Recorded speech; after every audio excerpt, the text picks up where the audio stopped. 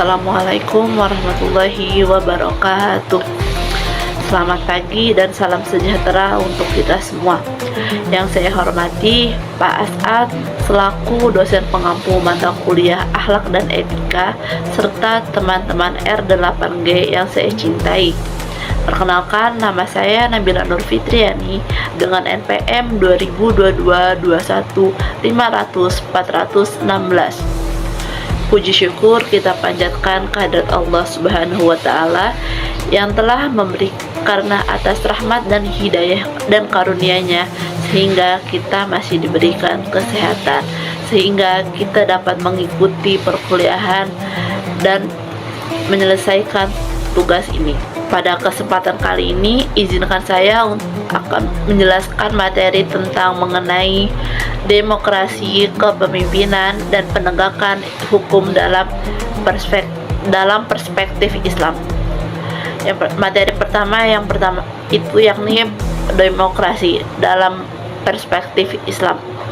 Secara umum, demokrasi adalah sistem pemerintahan yang memberikan kedaulatan kepada rakyat untuk menentukan pemimpin dan ikut berpartisipasi dalam pengambilan keputusan. Dalam Islam, istilah demokrasi memang tidak disebutkan secara langsung, namun terdapat prinsip-prinsip yang sejalan dengan nilai demokrasi, yaitu musyawarah atau syura, keadilan, persamaan hak, tanggung jawab, serta penghormatan terhadap hak-hak manusia.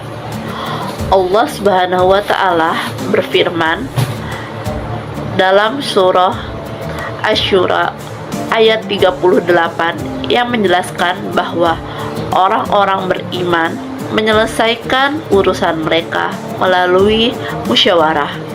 Ayat ini juga menunjukkan bahwa Islam mengajarkan pentingnya berdiskusi dan mengambil keputusan secara bersama-sama untuk mencapai kemaslahatan.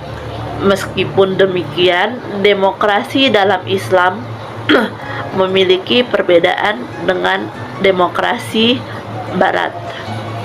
Dalam Islam, kebebasan manusia tetap berada dalam batas-batas syariat Allah.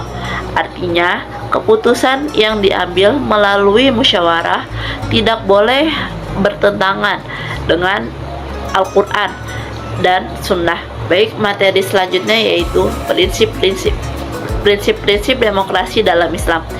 Beberapa prinsip-prinsip demokrasi yang diajarkan dalam Islam antara lain, yang pertama itu ada musyawarah atau syura. Segala persoalan yang menyangkut kepentingan bersama sebaiknya diselesaikan melalui musyawarah agar menghasilkan keputusan yang adil. Prinsip yang kedua, keadilan atau al-adl. Islam memerintahkan setiap pemimpin untuk berlaku adil kepada seluruh masyarakat tanpa membedakan suku, agama, ataupun status sosial. Baik, selanjutnya materi yang ketiga, kepemimpinan dalam perspektif Islam. Kepemimpinan dalam Islam merupakan amanah yang sangat besar. Seorang pemimpin bukan hanya bertanggung jawab kepada masyarakat, tetapi juga kepada Allah Subhanahu wa Ta'ala. Rasulullah Shallallahu Alaihi Wasallam bersabda bahwa setiap orang adalah pemimpin dan setiap pemimpin akan dimintai pertanggungjawaban atas kepemimpinannya. Pada hadis tersebut mengajarkan bahwa kepemimpinan bukan hanya dimiliki oleh presiden, gubernur, atau kepala desa, tetapi juga oleh orang tua dalam keluarga, guru di sekolah, bahkan setiap individu terhadap dirinya sendiri. Baik, materi selanjutnya yaitu sifat-sifat pemimpin dalam Islam. Seorang pemimpin yang baik menurut Islam harus memiliki beberapa sifat utama. Yang pertama, sidik, yaitu jujur dalam perkataan maupun tindakan. Sifat yang kedua, amanah, yaitu dapat dipercaya dan bertanggung jawab.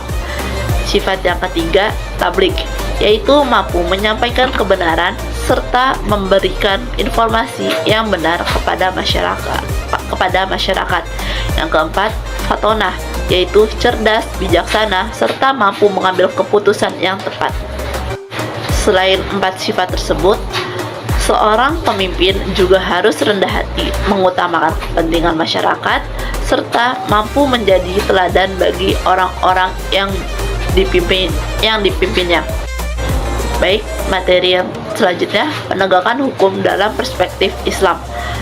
Penegakan hukum merupakan salah satu tujuan utama syariat Islam untuk menciptakan kehidupan yang tertib, aman, dan adil.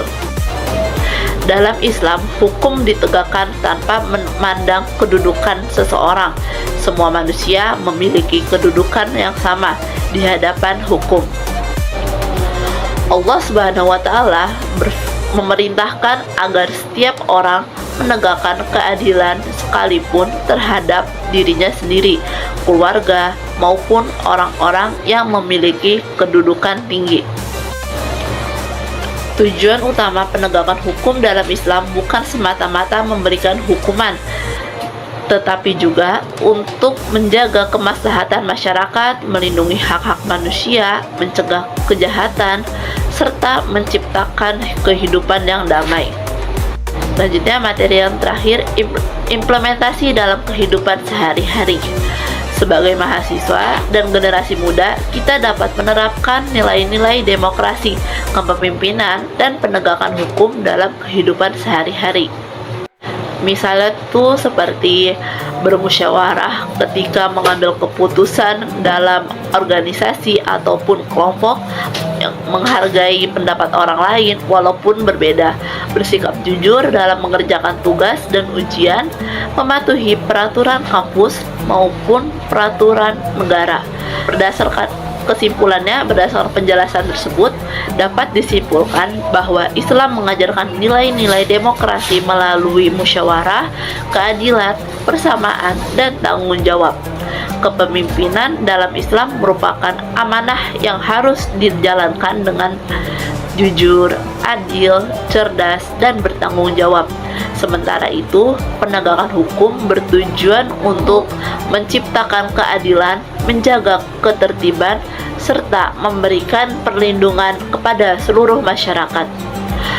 Oleh karena itu, sebagai umat Islam, kita hendaknya menjadikan Al-Quran dan Sunnah sebagai pedoman dalam menjalankan kehidupan bermasyarakat, berbangsa, dan bernegara, sehingga tercipta kehidupan yang damai, adil, dan penuh keberkahan. Sekian pemaparan materi yang dapat saya sampaikan, kurang lebihnya mohon maaf. Wabillahi taufiq wal hidayah. Wassalamualaikum warahmatullahi wabarakatuh.